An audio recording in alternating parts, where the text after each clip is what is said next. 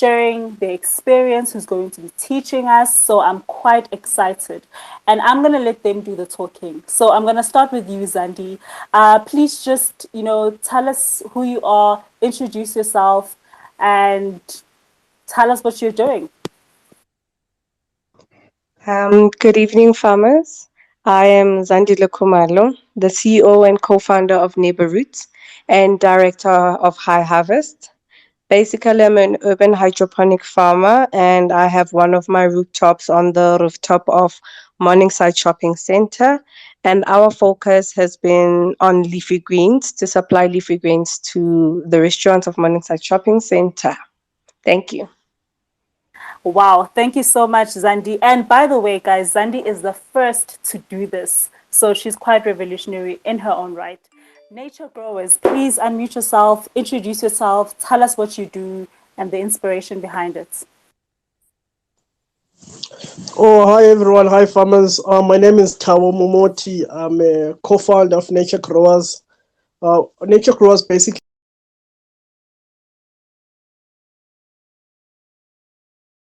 is a company that design and install hydroponic systems.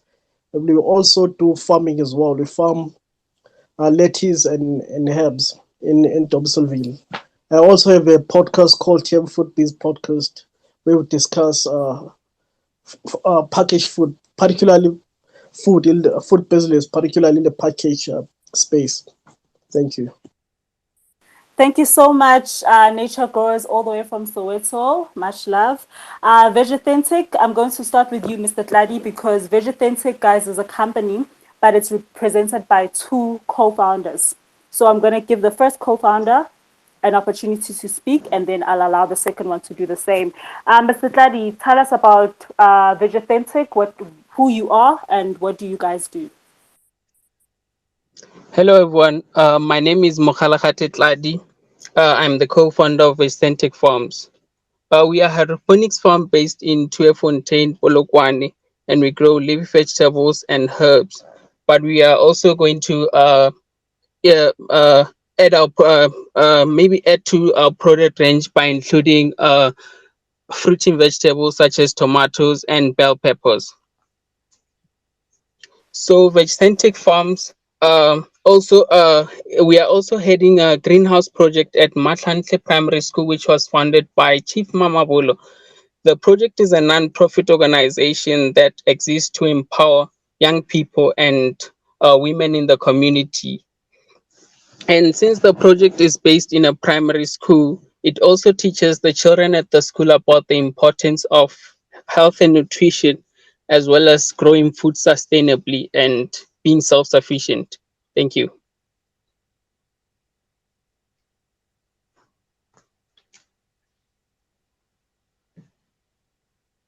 Hello.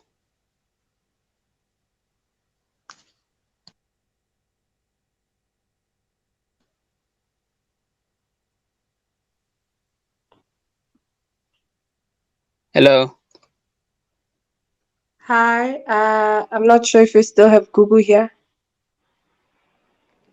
Uh, Hi, Google. Are we still there? yes, hello, can people hear me? Uh, we lost you a bit there. Yeah. Oh, so sorry. Sorry about that, guys. So I just wanted to say thank you, Vegethentic. And I see Okay. your co-founder is having network problems, so we'll just move on. AgriLinks, please do the same. Introduce yourself. Tell us what you do.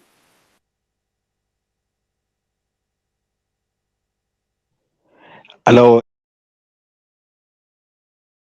I'm George, the co-founder of AgriLinks Mentoring and Skills Development based hydroponics training company, and we also do design and install hydroponics profiles, many designs and many systems from greenhouse tunnels, from shed nets to all hydroponics systems. So we currently based in Midrand. This is where we do all our installations there. All right. Thanks. Thank you so much, farmers. So you guys are doing so well, and I'm so interested and I'm excited to know what you guys are cooking, what you guys are planning, because hydroponics is a fairly new, innovative way of farming. You know, there's a lot of debate about it. People are like, are we even eating, healthy food? Because food is supposed to come from the ground. So, Zandi, just briefly tell us the definition of hydroponics. What is it?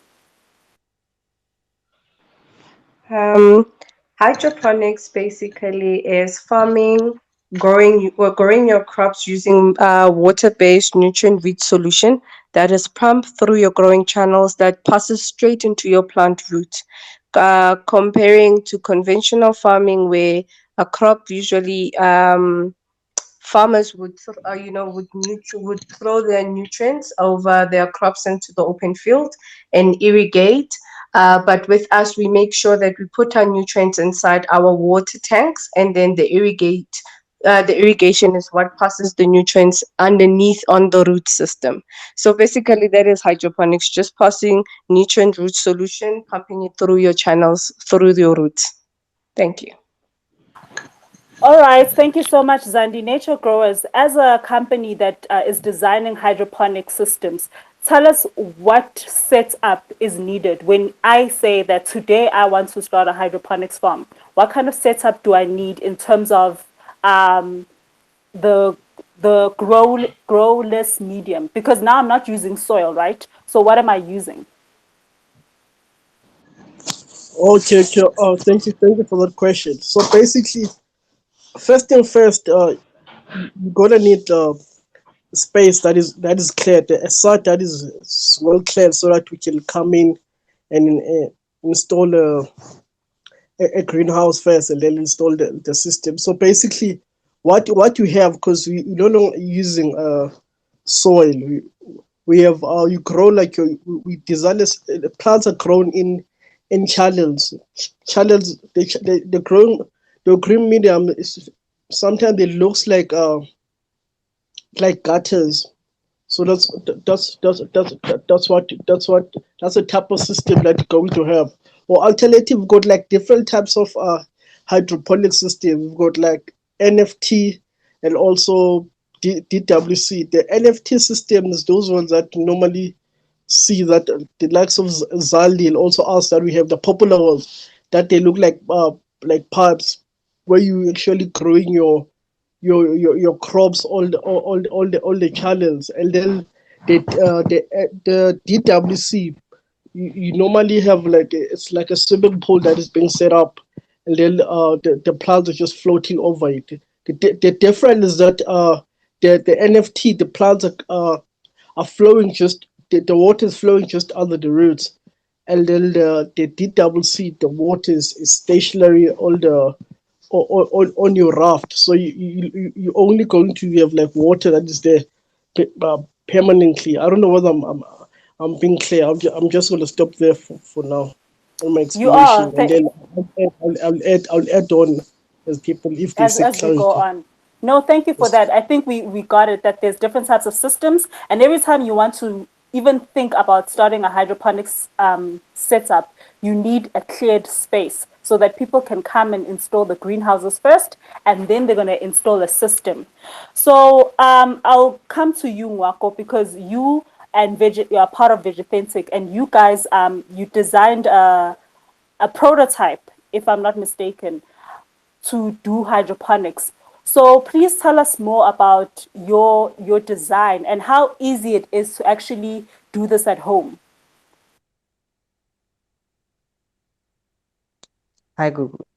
Thank you very much for this time.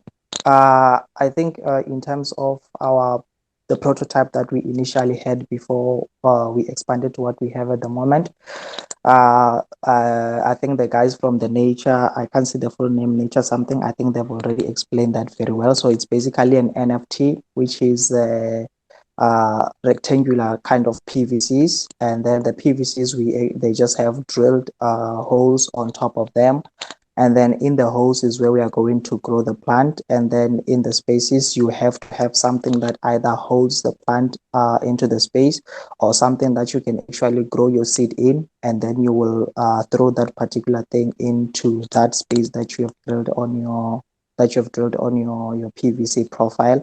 And then your plant will actually grow from there. Thank you so much, Ngwako, for that. I'm going to move on to AgriLinks because I really want to speak more about this design. And AgriLinks, you design these systems, right?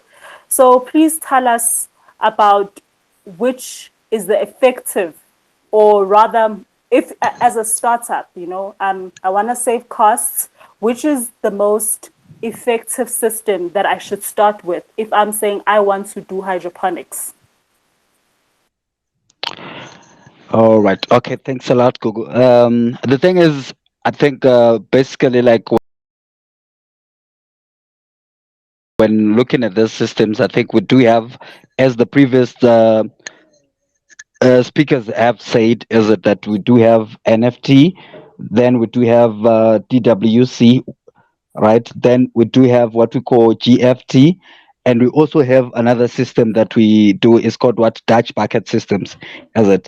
So, in as much as comparing the cost and the running cost, I would say DWC is one that is quite cheap, is it, just because you don't have a continuous circulation, is it, as opposed to what an NFT system, because it's something that needs to constantly run on electricity, is it. So, which I would think like let's say someone is growing, let's say herbs via DWC, and someone is growing, like say also herbs using the NFT system.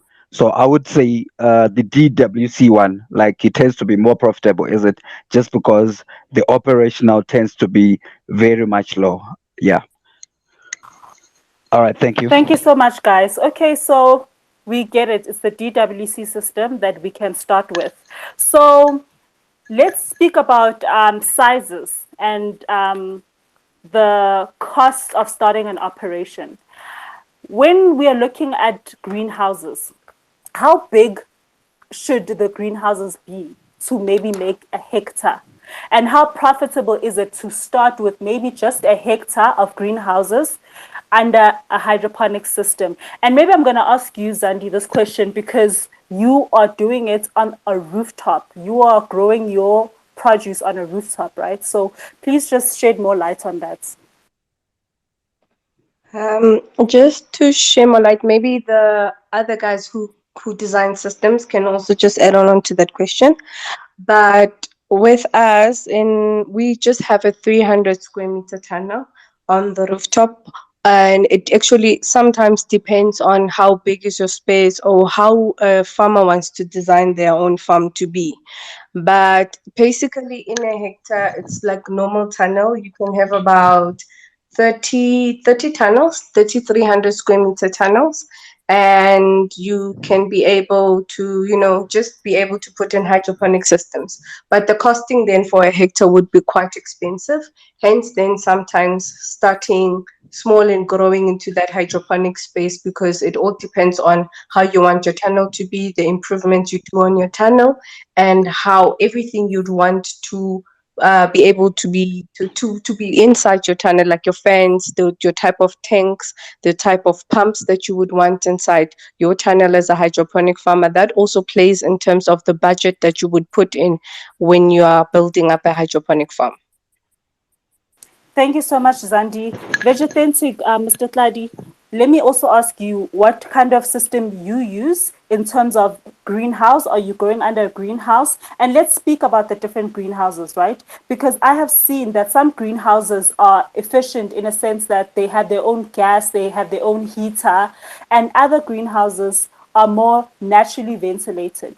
So maybe let's speak about just starting when you are choosing a greenhouse to start your hydroponic system. Which one is the best one in terms of also the pricing? Vegethentic?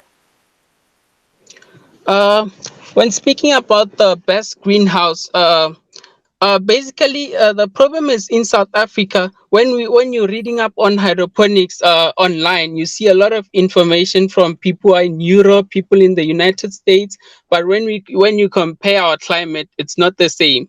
So in South Africa, I've realized that you can actually grow successfully using an NFT system while growing under a shade net, which is cheaper than a greenhouse.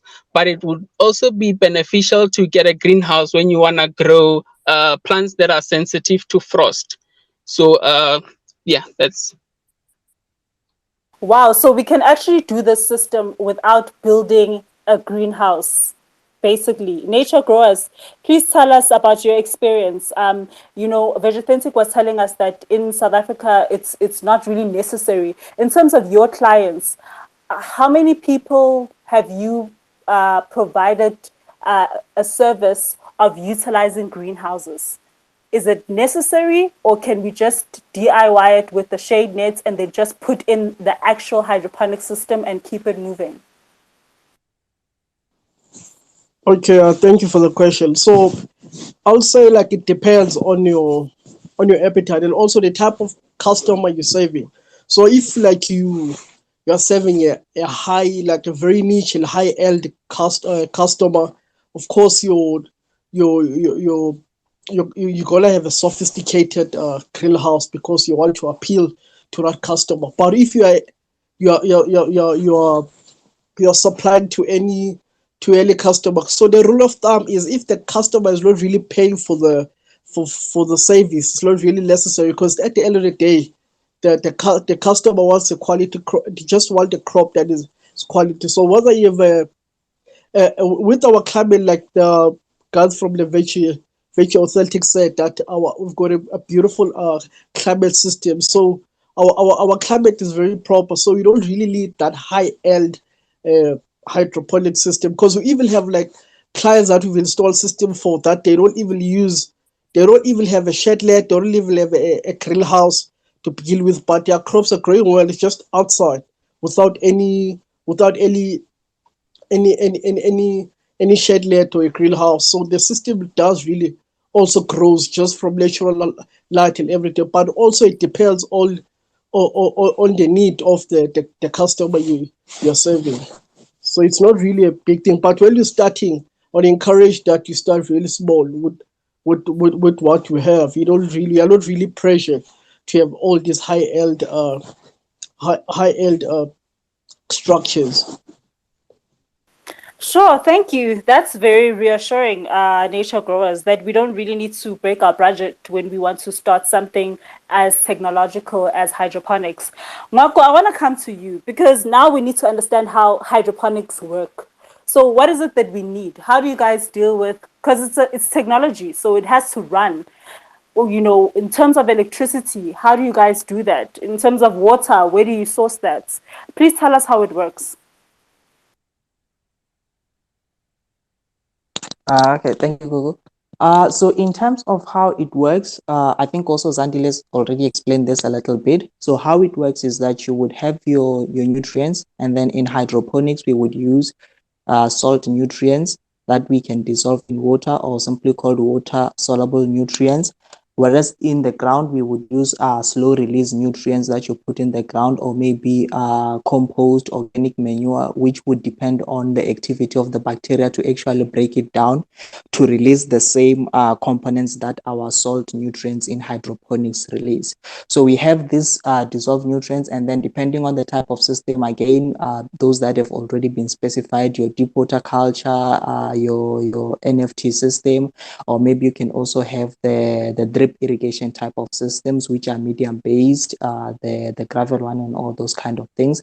So you would supply your water to your plants. If it's a deep water culture, obviously your water is stagnant, so you either mix your water somewhere, supply it once, maybe it would last for a period of 1.5 weeks, and then if it's NFT, you would need a pump that is continuously circulating.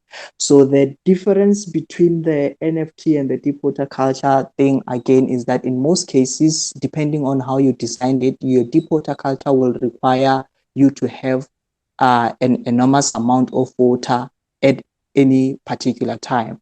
Whereas with your your NFT, you just need a small basket. It can be something 100 liters, 200 liters to hold the water, and it will actually be able to run a very large space of your farm. So in terms of water, if you're going to opt for the deep water culture, you must make sure that you are able to actually have a reasonable amount of water to your farm at a given time. The bigger the farm, the more the water you will need when it comes to your deep water culture. So in terms of how it works, as I was continuing, so you would feed your water to your plants. So in terms of your plants, also you would need to make seedlings. Preferably, you would have to make your own seedlings, because getting seedlings that are not grown in the soil for hydroponics is still something that is difficult to find at nurseries at the moment, unless if you ask them to do it for you and then they agree on that. But if you can find them. Lucky for you, then you can buy your seedlings and then you can use them in your systems. So with the NFT system, preferably there are different types of mediums which can be used to make the seedlings. We have something which is mostly not recommended because it's not biodegradable and it's not reusable. So it will just end up piling up every time when you use it. So it looks something like a sponge. So you just pop your seed into a hole that is there. If it doesn't have a hole, you just make your own hole and then you pop your hole into the rock hole, and then you water it like in the deep water culture. Then you're gonna have algae growing on the rock pool, and then you're gonna have algae probably on top of your floating raft, especially if it's a styrofoam, which will just make your entire farm look something green, and then you will have a very difficult time washing that off.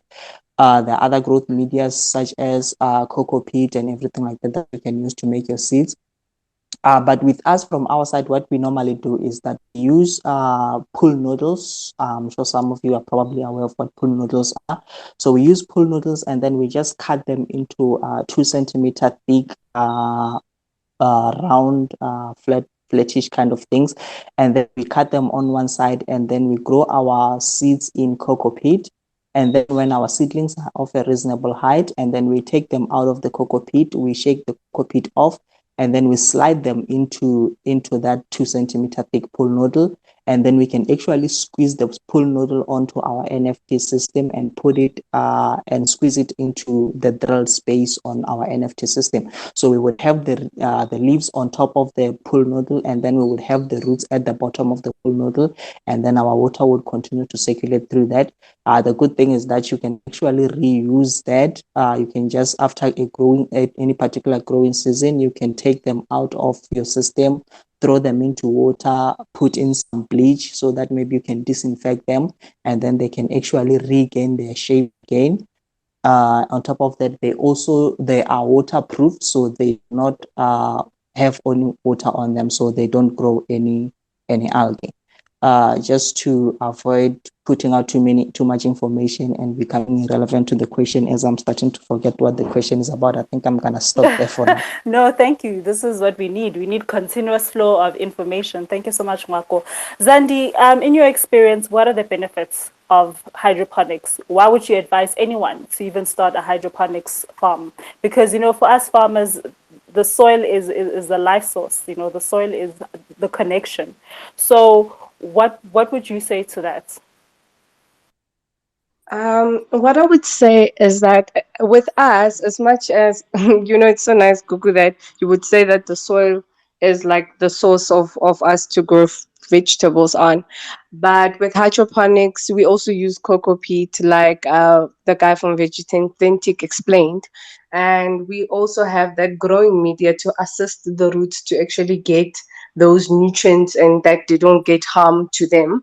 What I would say to a hydroponic farm is that hydroponics, the fun part of it is that you have flexibility of where you can actually place it. You can have it in your backyard, you can have it inside your house, you can have it in your balcony, and you can have it in ways of wanting to have a beginners of a commercial base, like when you're having it on the rooftop. So you can actually started anywhere as long as you've got the finances to be able to build that system for you from nature grower or vegetarian to allow you to build that system for you, or you have that space where you can get access of water and access of electricity. So when you've got those, you know that you can start your hydroponic farm or become a hydroponic grower at your household, and it doesn't require that much. Just be able to buy your cocoa peat or your pebbles and be able to grow in any space that you want.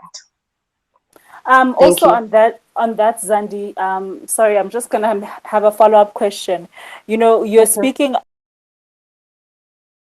on how easy it is, right, to start it and the flexibility of it all.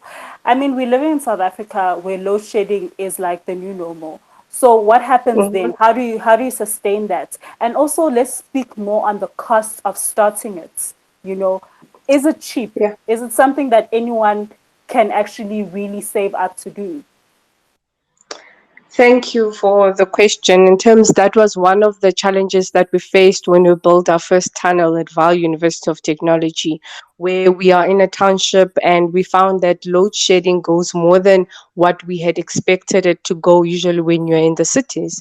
So, such challenges, you must make sure that you've got funding for putting in your solar system, or got funding to have a generator so that it kicks in whenever electricity goes out. Because when electricity goes out, you find yourself that you got only, because I use an NFT system, like one of the speakers had explained, that there are different types of systems. So we use a growing media of cocoa peat, and we do not use that much like someone who uses a grow media based system, of which the grow media is much faster, that it can last you longer. If electricity is out, the moisture inside that is kept inside the growing media can be long. So with our system, if electricity goes out, we found ourselves that we've got only about 15 minutes to 30 minutes to actually for that crop to survive throughout the moisture of the net pot, the growing media inside the net pot. So we that's so having your type of systems also plays a role when it comes to electricity. So what we have done, we seeked out funding to be able to put in a solar system so that when electricity goes out, we're able to kick in. Here at the Sentin farm, we are connected to the generator, which then helps us throughout the load shedding situation that we're having. So those are the things that we have mitigated to not face the challenges of load shedding, and we are able to grow our crops into its optimal best. So the other question was, how much does it cost? The costing of it wouldn't do much justice if I were to put an exact amount to the number that you would say that you would need in your tunnel to be able to grow. Because as I said, hydroponics, it all depends on what a farmer would want, the improvements, how you'd want the improvements to be in your tunnel, like adding your fans, the type of pumps that you use, the type of tanks. Like another vegetarian has explained, to say that you might use the small black tanks for this type of a system. So that also plays a role. So basically, I would say for just a basic tunnel, you could actually have about 350,000 rands to actually start a farm. But then you can be able to, just be able just to add on it, and then that's what makes the price to actually go up. But for a basic hydroponic tunnel, you can actually start it with 350,000 rands.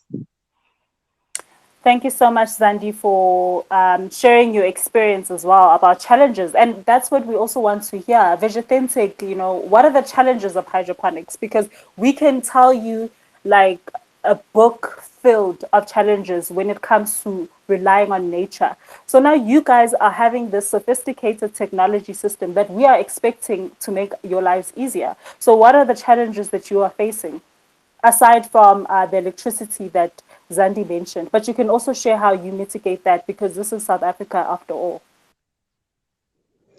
Yeah, in terms of the challenges of hydroponics, the main challenge is load shedding, as she mentioned, because every South African knows that we occasionally get our electricity from Eskom. So In terms of how you can mitigate the load shedding challenge, what we do is that we build our system in such a way that although it's NFT, but we do not completely drain the water out of the system. So it keeps a small amount of water in the system so that when there's load shedding, the plants can be able to absorb that small amount of water for like 6 hours or so.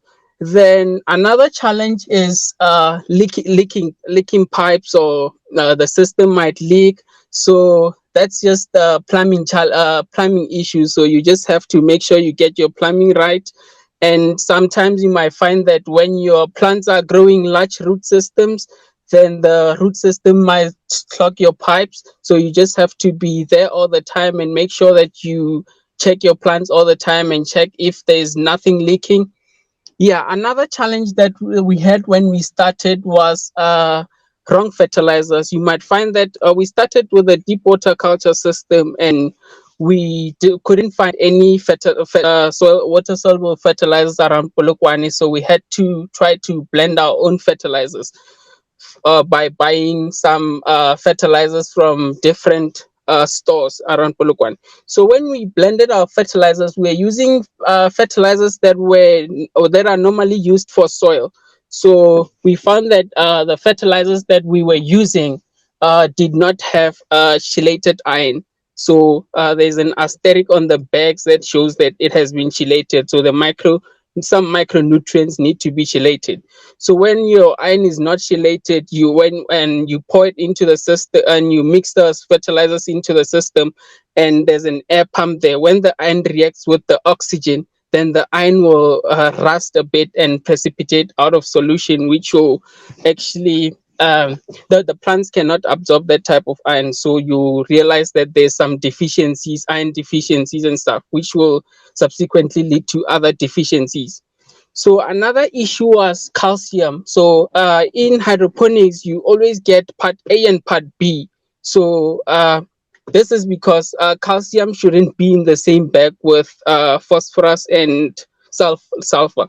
Because when it reacts with phosphorus and sulfur in high concentration, it leads to what we call calcium sulfate and calcium phosphate, which is insoluble, and plants cannot absorb that. Then you get calcium deficiency. Your plants will start burning at the tips, which is called leaf necrosis. So yeah, those are the main challenges. So you just need to make sure that when you are buying your fertilizers, you are buying fertilizers that have been chelated and you make sure that when you wanna go large scale, you buy two-part fertilizers. So calcium should be in a separate bag with phosphates and sulfates. Yeah. Sure. Okay. So now fertilizers are also kind of different when it comes to the hydroponic systems. Let's talk more about that. Nature growers, tell us more about the fertilizers, because I've seen when I've gone to hydroponic farms that there are Jojo tanks outside with different types of fertilizers inside of them that is going to feed in the pipes and mix with the irrigation, and that's like cold fertigation. So what kind of fertilizers do we need when it comes to hydroponic systems? Just rule of thumb.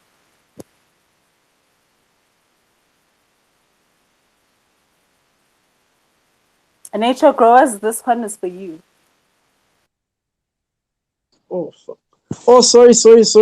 Sorry.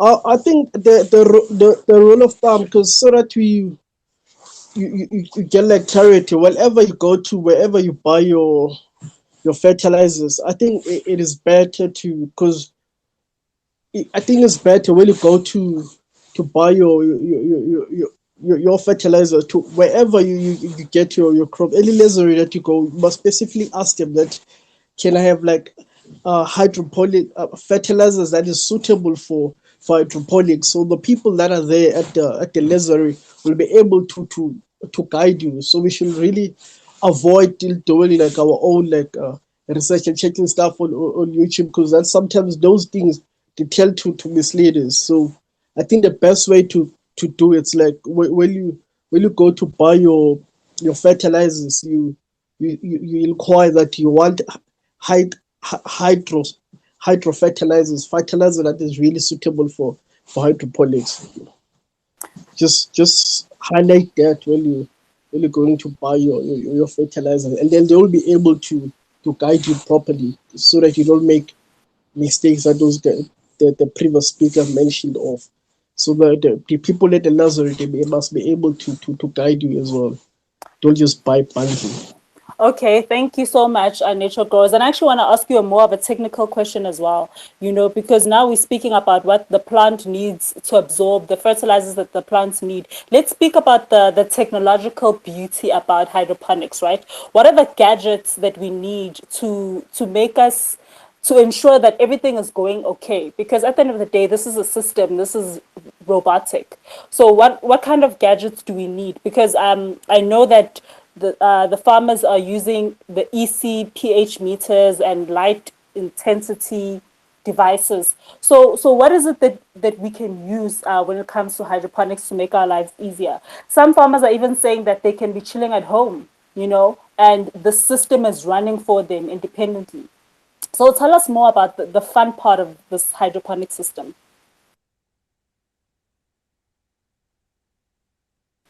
Nature growers. So yes, so I keep on muting and I'm muting myself, so it's Okay, a no bit problem. tricky. Yeah. So yeah, the fun part, like as you mentioned, for testing your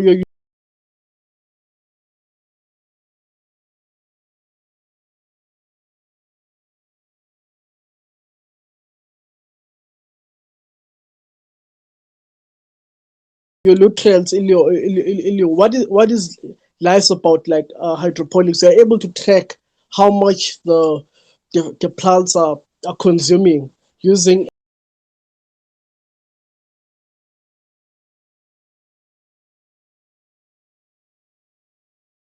putting this amount of fertilizer on my ground, and hopefully Father Nature will help me. And also another thing, and also there's like a pH reader where you are able to read how your pH, like how each and every, so you're able to, with a pH reader, because it's very self-explanatory, you're able to read the amount of pH in the water. And also the nice thing about hydroponics, which is the fun part, is that you're not you're not just like a farmer now. You just like evolve into, you've got some element of like 4IR, because now there's ways that you can actually automate systems, because there are systems that now they're automated, that you can actually also able to track certain things. You can put in sensors, you can put in uh, in your greenhouse system, you can have like an environmental control system that able to track, so that we have like a perfect uh, a growing environment for a certain product, so that the quality of the crop becomes so beautiful. So all those things are able to track them and also navigate them with your cell phones. Are able to use, while you automate, you're able to use like fun things that people are talking about now, which is for our like Internet of Things, where you are connected, where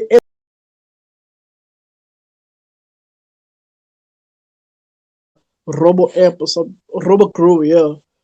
But basically they what they do, it's they use like Internet of Things, where they're able to mine data in terms of how much nutrients are using per day, the amount of energy you're using for day, so that you can able to plan and also engage with your customers in terms of your growth, and also you're able to focus forward in the future, that okay, this is how this, or you're able to predict with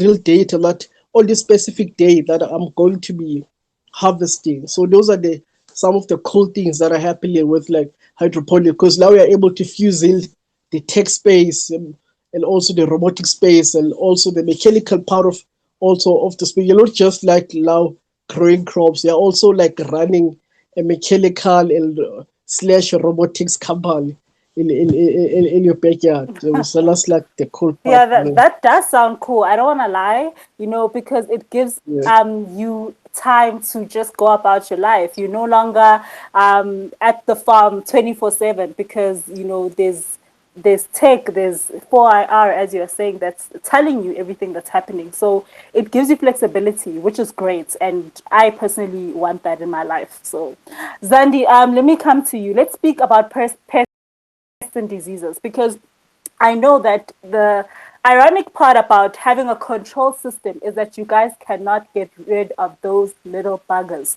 So tell us about the pests and diseases that you experience in a hydroponic system. Um, Thanks, Google, for the question. With my type of hydroponic tunnel and what I have in my farm, I don't experience soil-based diseases.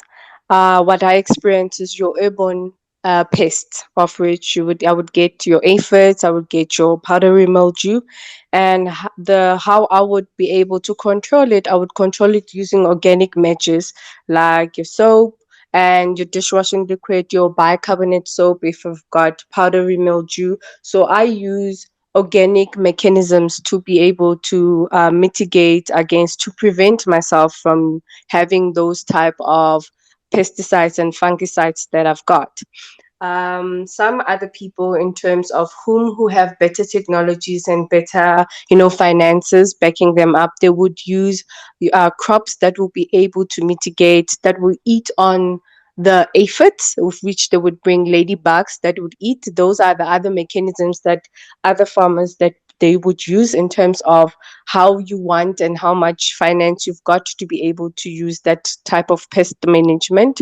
And it basically depends. I use organic measures because I sell my produce as organic from cocoa peat and the way I grow it, and hence that's how I use my measurements in terms of pests. So hydroponics can basically be organic. Uh, there are you we can say it's organic because we use the growing media that we use. It's from a coconut husk, which is, the coconut that you drink the juice, and the shells that they use, people process it to be able to give us cocoa peat. And with that, it is neutral, it has no chemicals on it, and the normal nutrients that we use are the normal NPK that normal organic farmers use. But we are not certified as organic. That is still being in the process of getting us being certified. So I would normally say that we use normal and natural uses that the world is giving us, that nature is giving us. So I would say my produce is grown organically. So So in terms of certification, are you going to get the organic certification here in South Africa or the peer-to-peer one? So I am working on getting the organic certificate, but we are waiting for us to be being ready to get us to be, registered, to say that hydroponic farmers can now register under organic. We only have the aquaponic guys, of which they use the waste from the fishes to be able, and they just fertilize. What's this? They filter the waste to be able to feed it straight to the crops. They do not use the normal granular nutrients that we use. Hence, then they are allowed to get certificates under organic growing. But with us on the NFT systems, we are still waiting for them to accept us in there. So only in the US and the overseas, the USA and the UK, that's where you can be able to get certified hydroponic NFT growers under organic a certificate, for them to actually apply for organic certificates. But in SA, it's still a process for us to get there. Hello? Wow, okay.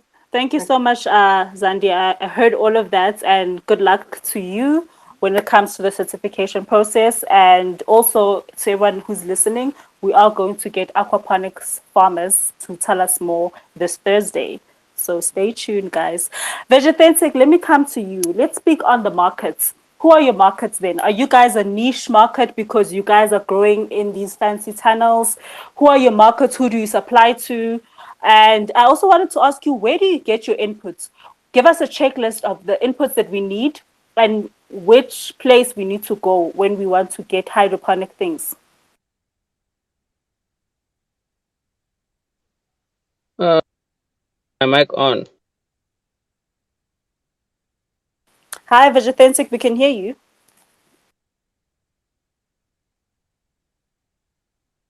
Vegetante, can you unmute your mic?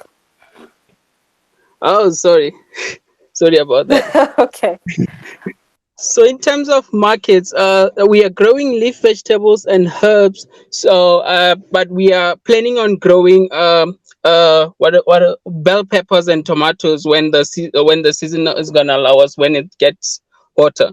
So the leafy vegetables and herbs that we are selling now, we are supplying to local restaurants and the local people. They can just order from us. Yeah, so basically those are our markets. So in terms of inputs, the inputs that we are gonna need, the most important input is like water soluble fertilizers. You can either get them in liquid form or in salts, as salts. So those are the most important. Then after getting water soluble fertilizers, also you're gonna need pH adjusters, which is it can be phosphoric acid or sulfuric acid, but sulfuric acid is a bit dangerous, so it's better to use food grade phosphoric acid. So that's another input that you're gonna need to lower your pH. Then if if you're gonna need to increase your pH, you're gonna need uh, potassium hydroxide for that. So yeah. So basically, those are the most important things that you're gonna need in hydroponics. Hi, Vegetante, we lost you there a bit. Hello? Yeah, I was talking about the inputs. Should I start over? No, no, no. We heard you. We just want to know where to get these Oh, where to things get so we can get the inputs in general. So you spoke about the fertilizers. What about the seedlings? The seedlings, we get them at nurseries, yeah, the right? seedlings you can get them at nurseries. Then you also need growing media. So growing media, it depends on the type of plants you're growing, but you can either use vermiculite, perlite, cocoa coir, wood shavings, or even rock wool. So those are, you can get them at agricultural stores. I don't know if there's VK or VKB and Obaro. Yeah, those agricultural stores, they also have the water soluble nutrients. So you can get almost everything there. So if even if you're using pesticides, you can get them there. Yeah. Okay, and I also want to have a follow up question with what you said in terms of you supplying to restaurants. So, is it a niche market? Is hydroponics like a niche market where you can supply to like restaurants, hotels, fancy places? Is that like the market that you will be generally looking at when you are growing in hydroponics? Not really, because you can grow almost any plant in hydroponics. It just depends on whether they are commercially feasible to grow them. But you can grow almost anything, because you can grow tomatoes, bell peppers, you can grow Swiss chard or spinach, which can be sold to local people. So it's not really a niche market when you're growing in hydroponics, because you can grow almost anything. So most people are growing leafy vegetables and herbs because they are you can actually grow more herbs on a small piece of land, which is like profitable. Okay, thank you so much, Vegethantic. AgriLinks, are you here? Yeah, I'm back. I'm back here. Yeah, Thank you thanks. so much. Thank you for joining us. I actually wanted to ask you, as a consulting company and as a company that manufactures this, how long does it take for one person to actually know hydroponics? Do we need to go to school, or can I really just come visit you guys and then you guys will show me, and then one day I'm going to know it? I think yeah, I would say a day would work, but I think there are so many things that are technical that needs you to be an ongoing concern as it, because the point of you mastering the pH, the EC, like how much water should, like your circulation turning times, is it's something that would probably take a lot of time, but I think the learning process is something that we could actually be achieved probably in a 2 day, as long as you grasp the concept that okay, fine, what is hydroponics, and how do plants get their nutrients, I think that's the basics. Yes. Thank you so much, AgriLinks. So, guys, I'm now going to ask our speakers one last question each. And in the meantime, if you guys have a question that you'd like to ask our speakers, you can request to become a speaker yourself and ask them directly. So I'm just going to open up the floor whilst I do one round of questions. So you guys are more than welcome to request to be a speaker now, and then you can interact with our speakers whilst they're here. Zandi, I'm going to ask you this last final question. First of all, I wanted to know who. Okay, I think you did answer your markets, right? So I just wanted to ask something maybe controversial. How does food grown in hydroponics taste?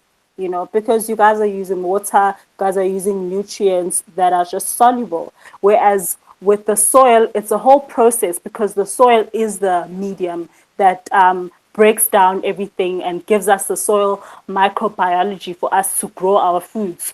So is the taste different? You know, tell us about that. Hydroponic vegetables are much rich in taste and they're much rich in flavor because of the nutrients and the ions are fed directly to the roots. It's not like they have to go search for the nutrients within the soil or wait for the farmer to irrigate or water to rain so that they can get those nutrients.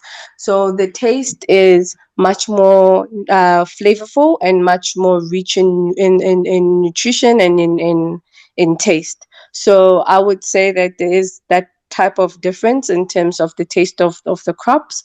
And I guess one would have to go to the store and be able to taste the difference for themselves too. Okay, so basically, food grown in hydroponics tastes much more flavorful than nature. Just controversially so. Yes, there does because we are able to control what the plant needs, and we're able. Actually, what I would simply say to most people is that we create a recipe so that that crop can grow to its optimal best. You're able to excrete what it needs for you as a consumer that buys it. You know, you it would the more nutrients that you would have onto the plant because then you create proper nutrients, proper recipe, you measure everything, and therefore the plant that you are growing grows to its optimal best for you to be able to get the best flavor and the best taste from out of that crop. Okay, well, that's great, guys. And I think that was speaking more onto what I was asking Vegethentic in terms of this being a niche market, you know, because it's flavorful, it's got a lot of nutrients. Should you not be branding it as such in terms of selling it? So that's where I was going with that question. Nature growers, let me get back to you. So just explain to us, or rather maybe just give us a brief breakdown. If I wanted to come to you and buy a hydroponic system, uh, can I do it on my own? Can I like DIY it? Or is it advisable to come to you as a consultant? Okay, thank you for that question. And I'll say it depends on your needs. What are you going to use the hydroponic system for? So, but if like you're just gonna be doing it for your own pleasure, just in your own house and your family, then you can DIY it. But if you want to be commercial about it, I think it's advisable to actually seek out like professionals who are already in that space, because now they'll be able to give you design system that will yield like maximum will yield maximum profits and also give you guidance in terms of uh, growing crops that will be suitable for whatever market that you're in. So I'll say it depends on what are your needs basically. But if you're going commercially, you're going to need to seek out professionals in that space. But if you just like doing it in your own house, then you can go DIY it. But however, also if you're doing it in your house, also depends on the aesthetics. Because if you DIY it, the aesthetics may not reach that high level of aesthetics that a professional will deliver to you. It depends on your needs. What are your immediate needs at the time? Yeah. Thank you so much, Nature Growers, for that. AgriLinks, final question for you. I think you were gone for quite some time, but I wanted to ask you, in your experience with con- constructing greenhouses and nets and the hydroponic systems, what have you found to be the most popular system? Um, Like, what is your popular catalog? okay, yeah. On most of the system that we frequently do, I think the 10 by 30, as it the 10 by 30 greenhouse is the most that people do buy, as it then you would get in most cases, but that would be a big operation like the previous project that we just been doing. It was a multi-span, like 51 meters by 71 meters long, as it. So I would say, like, on our catalog, the most thing that most clients usually request for cots is, I think, on our hydroponic system we have what we call a Dutch bucket system, as it. Yeah, that we made out using buckets, and that one was a 900 plant capacity, is it? So I'm sure the reason why people mostly request for that probably is because of its affordability, yeah, and the need that as compared to the bag culture system, you would continuously use the buckets and only change on the medium, is it? Yeah, but I would overly say that the 10 by 30 greenhouse is the most one. Yeah. Thank you All so right. much, Thank you. AgriLinks, for that. Vegethentic, are you here? Nwako, are you here?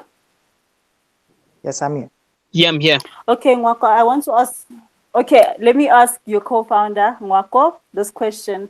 As Vegethentic, we know that you guys entered a competition and you won because you designed a hydroponic prototype. So I want to know, as young farmers coming up into this space, can we get funding for this type of system? Because it's so reliable, it's so secure. Is it something that we can source funding from? And if so, do you guys have any advice on where we should be looking? Okay, thank you so much, Gugu.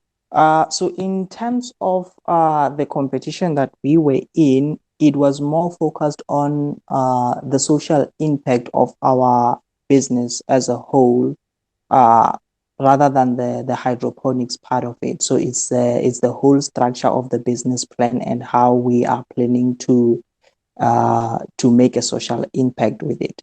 But if we are to also talk of hydroponics on its own in terms of how investable it is, I would say yes, the chances are much higher that you might get funding.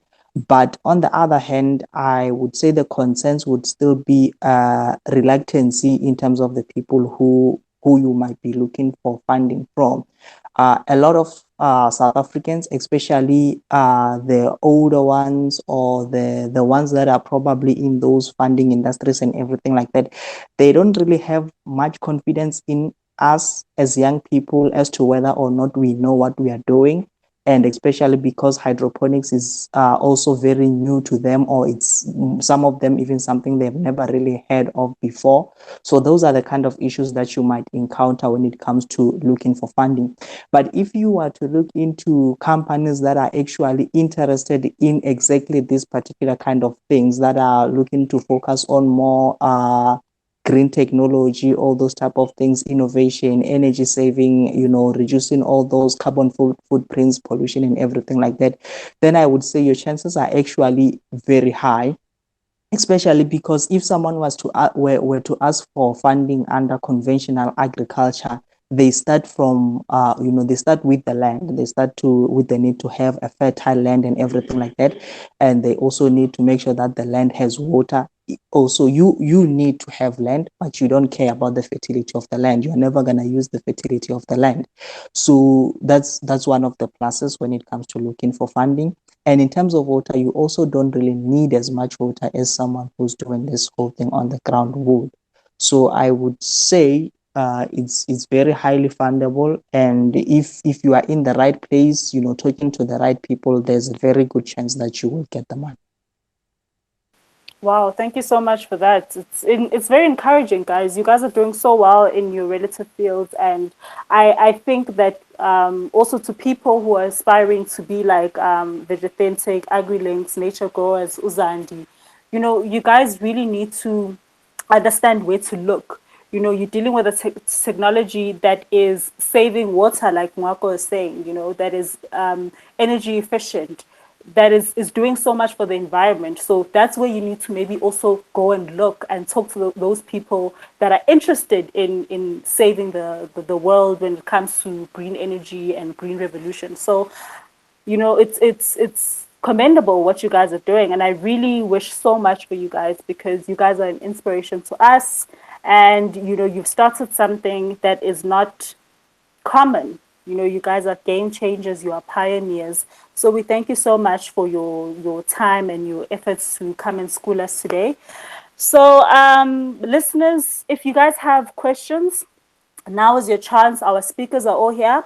What you do is you request to be a speaker. There should be like buttons down there. Request to be a speaker so that you can ask our speakers direct questions. Maybe a question that I might have skipped or I might have not even thought about. Our speakers are here. Don't be shy. This is a safe space.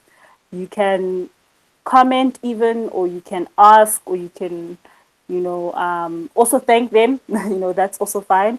So if you have, okay, I see we have our first question. So keep them coming, guys. Let's get the show on the road.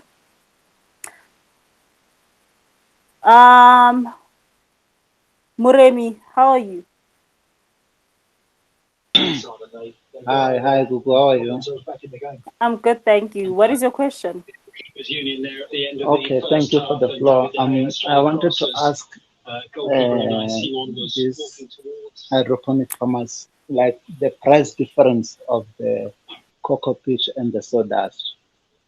Like, I have learned that, or I have heard that cocoa pitch is imported at the moment. So I wanted to find out the price difference of the two.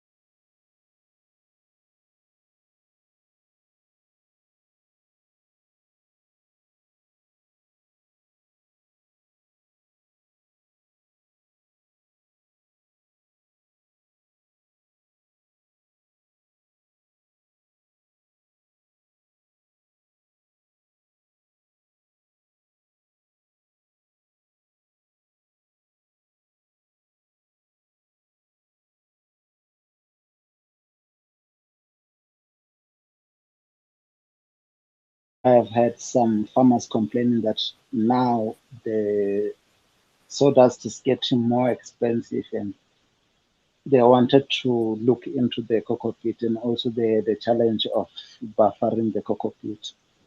Sometimes preparing the cocoa pit is a problem. So I wanted to know the price difference of specifically the two, because in most instances, you can't produce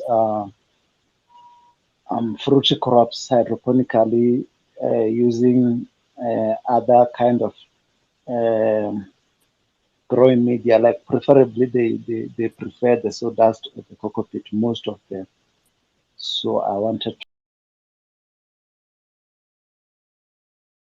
to get that, like most uh, price difference for the two, like and also how like the how easily is it to get like between the sawdust and the cocoa pit, because the cocoa pit they compress it, make it a brick for it to be transported easily, and then the sawdust is a truck that can come and drop it off at your farm. So I also wanted to know the challenges on how to secure the growing media. Thank you. Um, Speak. Okay, Zandi, thank you. okay, thanks, Google. What I can say is that cocoa peat is a bit expensive when it comes to buying it comparing with sawdust. I don't use sawdust, so I don't know much about sawdust and how you prepare it and how you buffer it. But the reason why I say cocoa peat is expensive is because then cocoa peat is an important product from our overseas companies.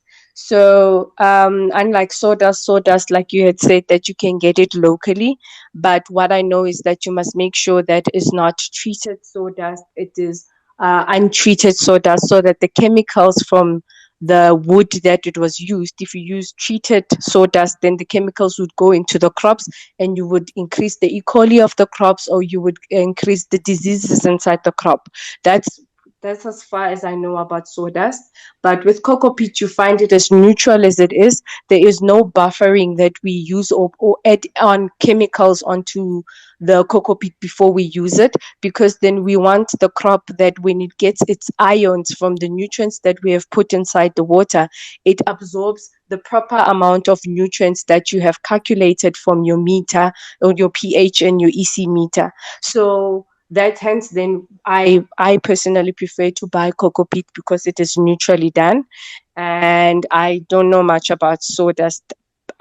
Just to make sure that I answer your question, but in terms of pricing, where I buy my cocoa peat is about $500 for a block of an 8 cubic feet. That's how they calculate it.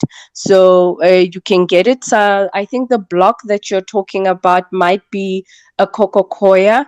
The other thing that you need as a farmer to be aware is that cocoa peat goes in percentages. So you can get a 30, 70%, 100% cocoa peat.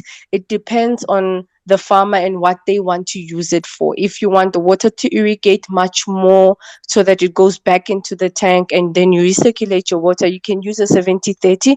Then the drainage of the water as you irrigate back into, when it drains back into the tank, it's much more quicker, unlike when you have the fine 100% cocoa peat, of which it holds water much more longer, but then usually people have issues of finding that, bringing them algae. So it depends on how you want, as a farmer, what you want to use and what you wanted to use it for, and what type of crop are you using that type of cocoa peat or cocoa coir for, or sawdust. I think I answered your question. I hope.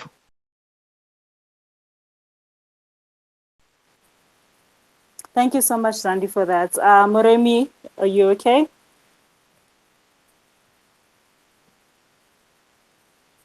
Moremi, hello. Hello, hello. I'm sorry. No, it's I th- okay. So, are you happy? Are you happy now? yeah, I'm happy. I'm happy with the response. I think she answered it better because now I know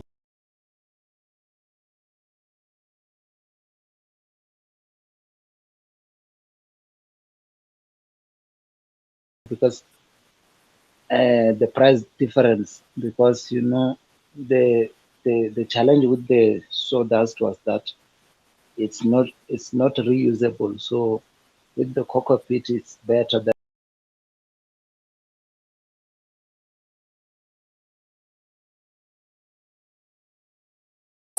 Any question that you feel like you might need just a little bit more clarity on, or an entire different question that you really just want to know.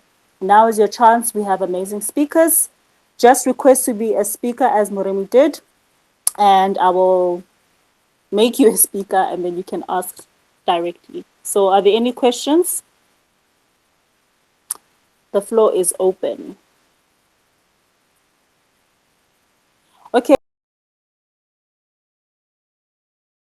whilst I'm waiting for the listeners to master the strength, I have a question for you guys in terms of your business, because you guys are, you know, it's a business what you guys are doing. What is the plan? Because what I'm finding is that hydroponics is accelerating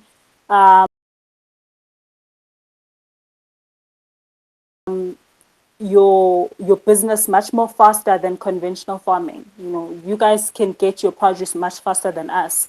So what is the plan, nature growers? What is the 5-year plan for you?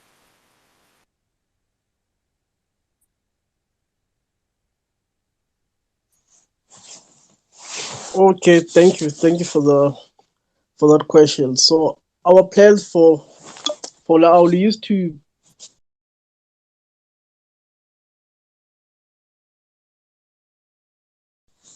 no. Okay, what we the plan part was it's a very scary question because first what we did when we were starting out, we didn't we started with the end in mind and then we actually went straight to the end and then we crashed. So basically now what we are doing is to actually go back to the basics and do things slowly and grow as we go. So basically our plan as a business is to one and teach help other conventional farmers who want to go into hydroponic systems and also guide them in terms of the steps and also give them steps that it's okay. You don't have to have the most expensive uh, system to start with. It's okay to actually start small. It's okay to start with a very small system and actually learn from that system, then grow from there.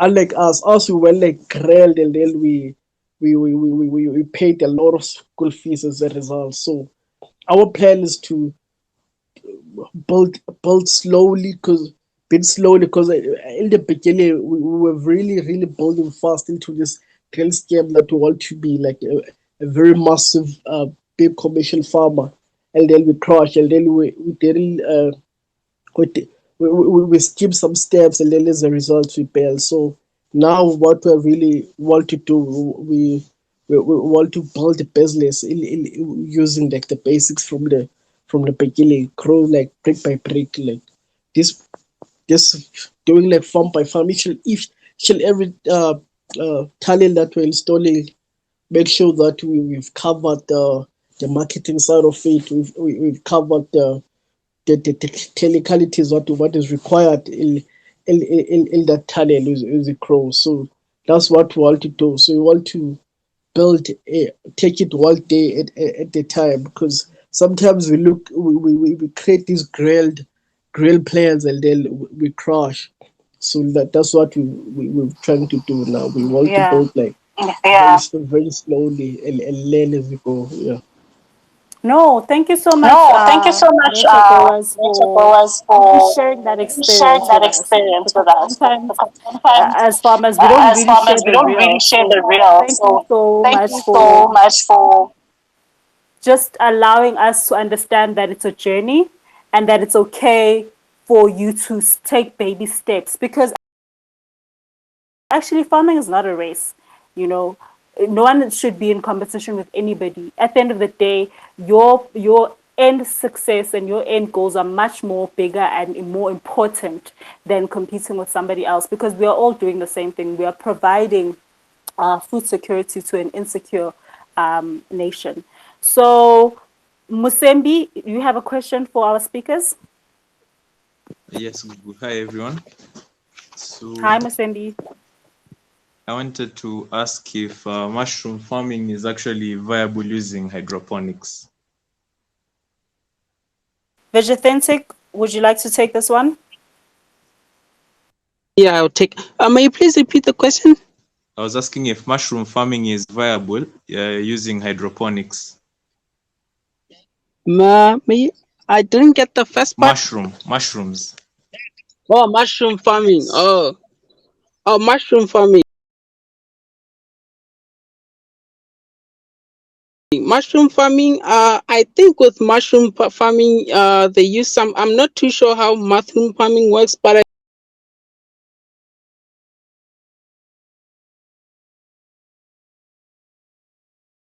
Question for mushrooms. Yes, you can, Zandi. Um, Hi, Msembi. You actually can grow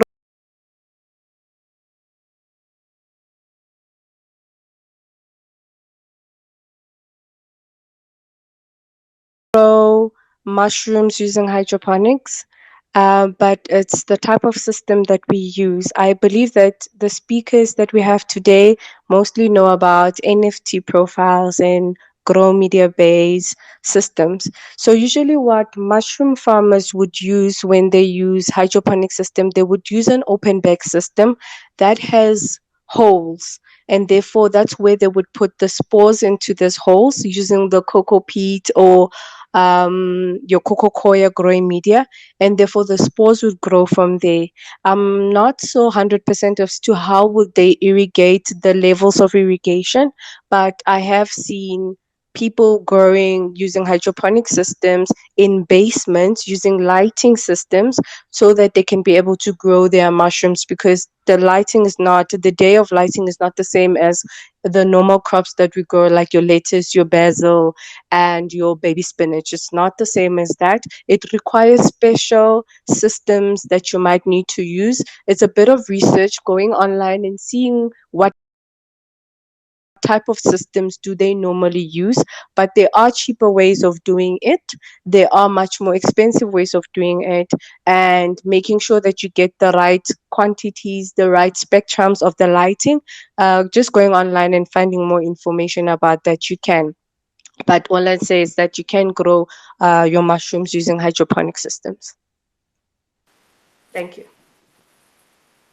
Right, thanks for that, Sandy. You're welcome. Thank you. Musembi, I trust that answers your question. Yes, I'm satisfied. Thank you. Thank you. You're welcome. Guys, is there anyone else? I think this is the last time I'm going to open up this space. So if you have a question, like I said, don't be shy. Really, this is an open space. Our speakers are wonderful teachers. You know, they're in the industry themselves, so they know so much more. So this is your chance to ask them. If you have a question, just request to be a speaker, like we are all speakers, and then ask your question directly. So this is the last time I'm opening up the floor, guys. I'm giving you like a minute. So anyone who has a question, please just don't be shy. Speak your mind. This is a safe space. You know what I mean? Hi, Google. Hi.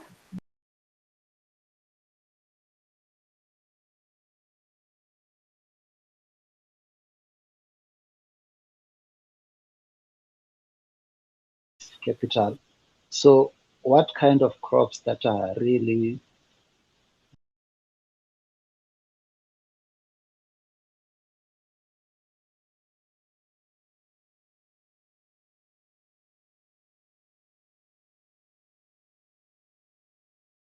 good commercially to grow, like they bring a lot of high returns in a short space of time?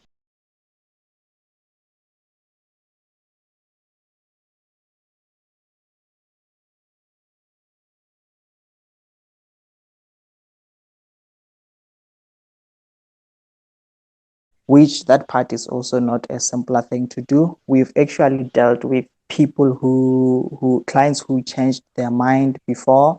You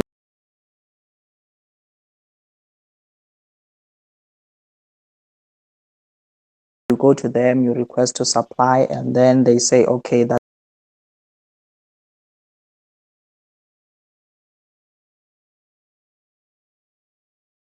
good. And then over time, when you have the produce, they change their mind and everything like that. It would be good to first look into the demand of the crop itself, so that you can know that as long as you have the crop, there's potentially a place where you can take the crop. In terms of high value crops, I would say the common ones is probably bell pepper is one of the high value crops. And then if you could also use the cocoa peat systems, you can do things like ginger and garlic. Those are the ones that you can also do, which are high value crops. But in terms of market, that is something that you will just have to deal with on your side to figure out your things, I would say.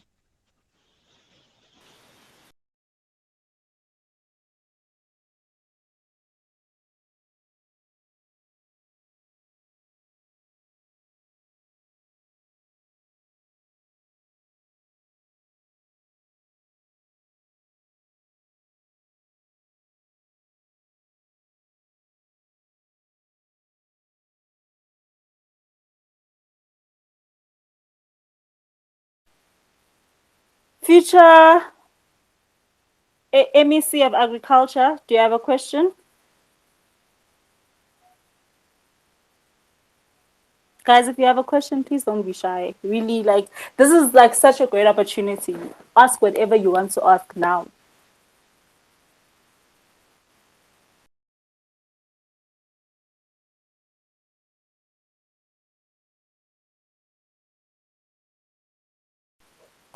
Okay, we have Xolile.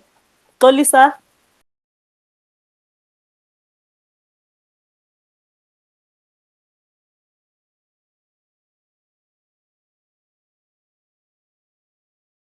What's the question?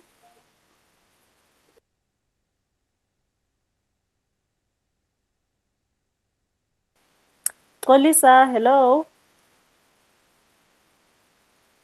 All right, I think she's having technical problems, guys. Future MEC, what's your question? No, I'm just unfortunate to have been to be picked on first, but this was a great lesson, and for us who are not even that familiar with hydroponics, because we are used to the big money, so it was quite intriguing and quite interesting, and yeah, I think I learned quite a lot from the time I spent with you guys here. No, thank you so much, future MEC. Next time, please come at 6 p.m. early so that we can I do always this. tell myself I'm gonna join this space from 6, but since they've started, this is the first time I'm joining.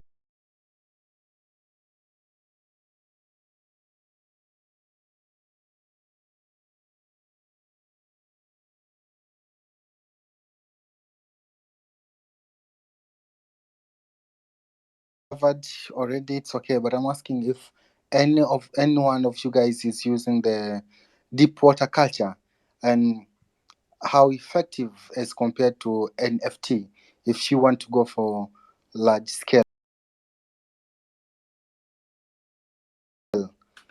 And last questions, I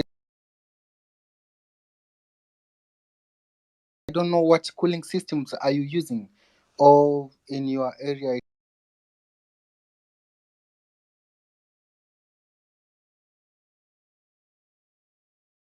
it's like very cold and you don't need cooling systems. Thank you.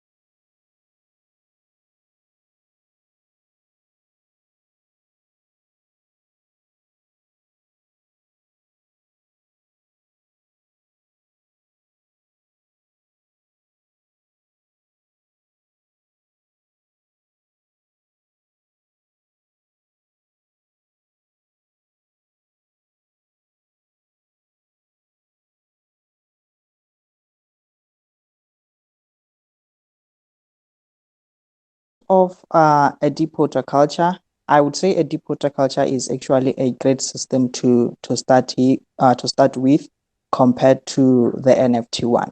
A lot of fluctuations happen within the NFT in terms of your nutrients and your pH, because you have a little amount of water that is being fed to a lot of plants.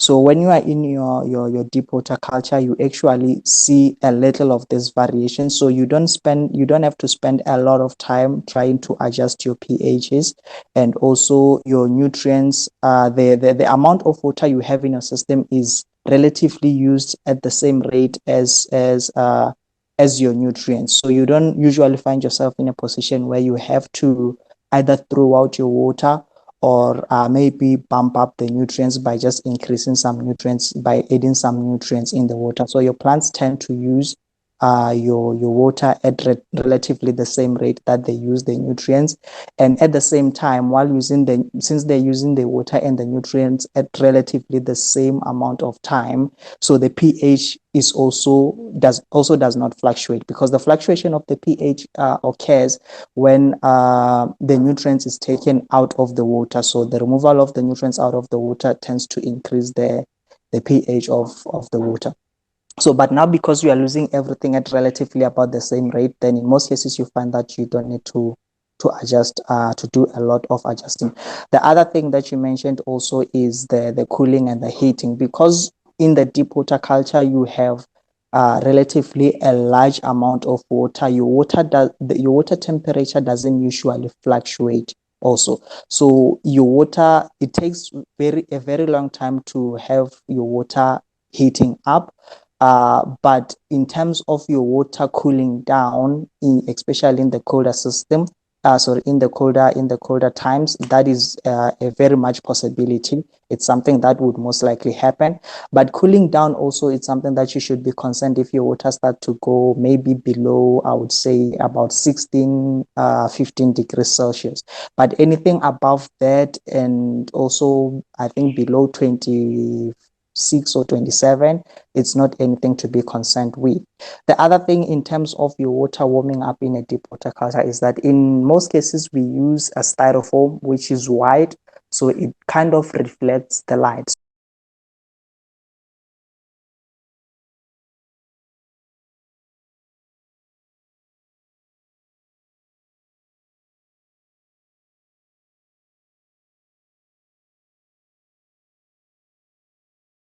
So if it's too hot, your styrofoam will reflect most of the heat.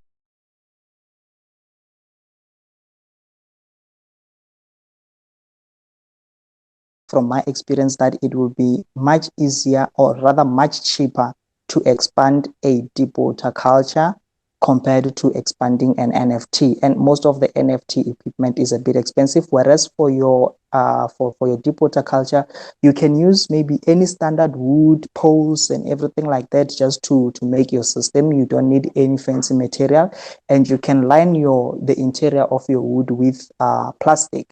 So it's much easier. But then we are going to the issue of water. Now the question becomes, how much water do you have? Remember, each and every single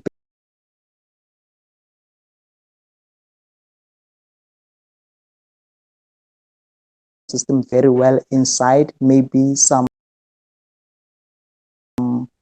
insulating. Don't know. I don't think I should call it insulating. I think insulating is for temperatures and water, but I'm not sure. Linings, so that your plastic doesn't get poked by any nails in the wood and everything like that. Because if you have a leaking system, and you have a leaking system in something that holds water throughout its entire time, then you have a serious wastage of nutrients. So that is the other issue. But I think the greatest concern is just water when it comes to NFT. If you are sorted with the water part, and then you have a place also where you mix your nutrients, which would be a lot of work. If you can imagine, if you have maybe 5, 6, or whatever, 10, 20 beds that are maybe about 6 meters by 1.2 meters long, for example, and you have to fill each one of that with about maybe 600 to 800 liters of water each. So it will be a very long process of mixing your tanks. And I'm assuming that you cannot mix a whole maybe 1,000-liter tank. You can't stir that with your own hands. So maybe you might need to use some 200-liter small tanks and then pour into the bed. So it will be a lot of work. But if you are comfortable with doing that amount of work, then a deep water culture is a far much simpler system to go for, and it requires far less maintenance when it comes to adjusting a lot of things. Thank you so much, Mwako. Agribusiness, you answered? Yeah, very clear. Thank you very much. Thank you so much. Thank you. Nerine, sorry, I don't know if I'm saying your name correctly. Nerina Group, do you have a question? Hello. Hi, Nerine Group. First, I'm glad to be with you for the first time, and I hope it will not be the last. It My won't. my question is, what's the differences between aquaponic and agroponic? The difference between aquaponics and and hydroponics. Hydroponic. Oh, Thank okay. Speakers, anyone wants to take this one? I can Yeah. answer that. Oh, Hello. Okay, who's gonna answer it? yeah. Do you wanna answer it, Zandi, or should I? You can answer it, Okay. Vegethentic. Okay. Uh, Nerine grow. The difference between aquaponics and hydroponics is that in aquaponics farming, the you have fish, and it's like aquaponics is basically a combination of aquaculture and hydroponics. So in aquaponics, fish are providing the nutrients for your plants. So it's like a mutualistic relationship between the plants and the fish. So hydroponics is like a soilless type of farming whereby you use water soluble nutrients to fertilize your plants. So I don't know if that's clear. Or Okay, thank you. It's clear. okay. Uh, my question in terms of operation capital. So, if fish uh, enough as for fertilizer and nutrient, or need more nutrient? I think in terms of operation capital, aquaponics will be more expensive compared to hydroponics because in aquaponics you'll need to buy food for the fish and yeah, and as compared to fertilizers which are very cheap compared to feed because you have to feed the fish for like I think they grow up to 6 months till till they're gonna be slaughtered. So I think aquaponics would be more expensive compared to hydroponics. But since Google said there'll be an aquaponics uh podcast next week, then Yes. I think Yeah. We're having a aquaponics talk like this, Narina group, on Thursday.